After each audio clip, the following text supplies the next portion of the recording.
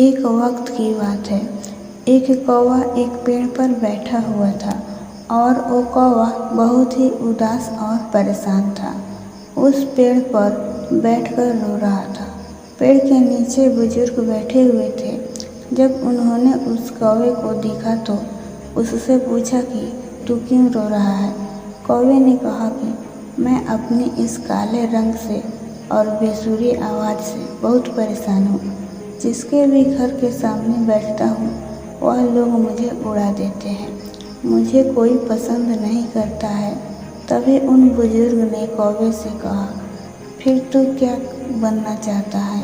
बोल, मैं तुझे आज वो बना दूंगा। कौवे को लगा कि यह जरूर कोई ज्ञानी बुजुर्ग है। आज मैं जो इनको बोलूँगा वो मुझे वैसे ही बना देंगे। कौवे ने कहा, आप मुझे हंस बना दीजिए, मैं उसके जैसा बनना चाहता हूँ। कितना सफ़ेद और चमकदार होता है। ये सुनने के बाद बुजुर्ग ने कहा, मैं तुझे हंस तो बना दूंगा, लेकिन शर्त यह है कि तू पहले एक बार हंस से मिलकर आ।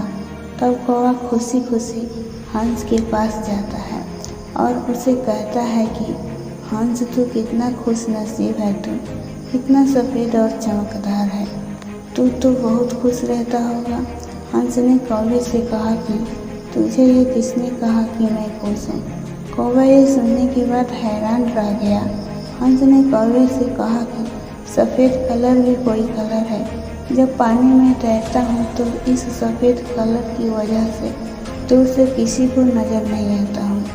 कौवे ने उससे कहा कि अगर तेरी ज़िंदगी इतनी ख़राब है तो फिर तू क्या बनना चाहता है? हंस ने कहा, अगर मुझे मौका मिले तो मैं मिट्टू की तरह बनना चाहता हूँ। कितना मस्त हरे कलर का होता है, ऊपर से उसकी चोंच लाल कलर की होती है और वह सभी से बातें करता है। कौवा और हंस दोनों भी मिट्टू को ढूंढने निकले। 3-4 चक्कर लगाने के बाद उन्होंने मिट्टू को एक पेड़ पर बैठा देखा। ये दोनों भी उसके पास गए और उससे कहने लगे कि मिट्टू भाई, तेरी ज़िंदगी तो मस्त है यार, तू अपनी ज़िंदगी में बहुत खुश रहता होगा। मिट्टू ने उन दोनों से कहा, तुम्हें यह किसने कहा कि मैं अपनी ज़िंदगी में खुश रहता हूँ? कौवे ने कहा, तुझे क्या प्रॉब्लम है?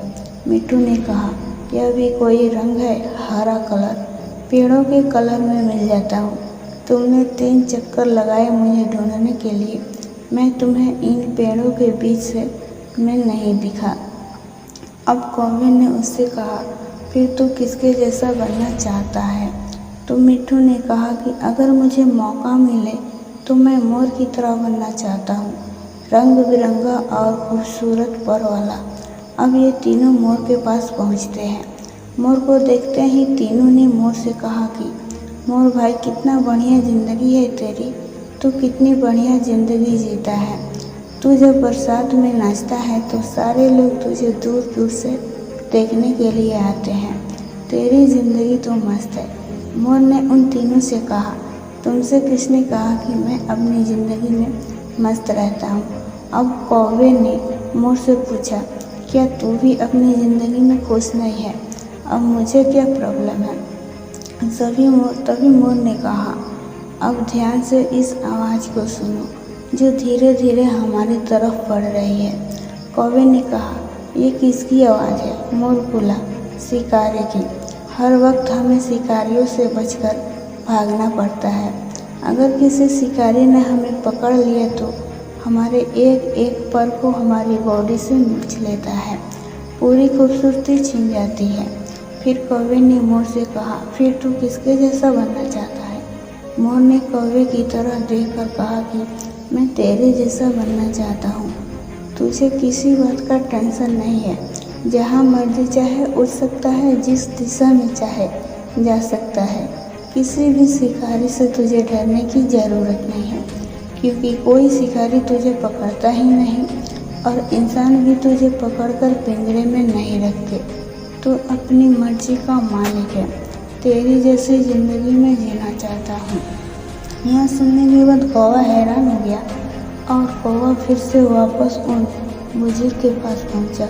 उन बुजुर्ग ने कौवे से कहा, क्या मैं तुझे हंस बना दूं? कौवे ने उनकी तरफ देखा और मुस्कुराया और कहा कि नहीं, मैं जैसा हूँ वैसा ही ठीक हूँ। मुझे अपनी ज़िंदगी बहुत पसंद है। दोस्तों, हमें इस कहानी से यही सीख मिलती है कि अपने आप को कभी भी किसी दूसरे से कंपेयर या तुलना मत करो, क्योंकि इस पूरी दुनिया में आपका रोल आपसे बेहतर कोई नहीं निभा सकता है। दोस्तों, सूरज और चांद के बीच में कभी कंपैरिजन नहीं होता, क्योंकि दोनों भी अपने अपने समय पर चमकते हैं।